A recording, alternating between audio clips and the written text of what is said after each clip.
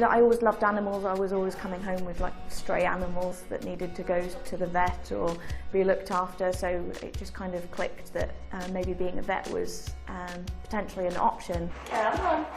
I've always had mobility issues, so my knees first started like dislocating when I was about 5 or 6, I think. So actually, you know, things like PE in school I couldn't really do. I do small animals and some of the small furry exotics, so you know, rats and degus and things like that.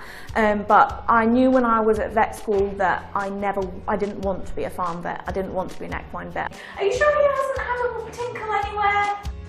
This table is electrically height adjustable and it goes up and down, which means that if I've got a large patient like the Rottweiler that we had in, I can pop it right down to almost the floor so we can step it on and then raise it up. Let's send you up in the world.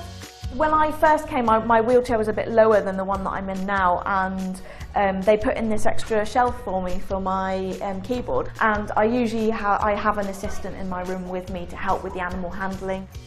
All of the research into autism traditionally has been on white middle-class male boys, which means that they didn't actually have the research back then to know that the general presentation of autism in females is actually quite different, which is why so many autistic females are diagnosed later in life.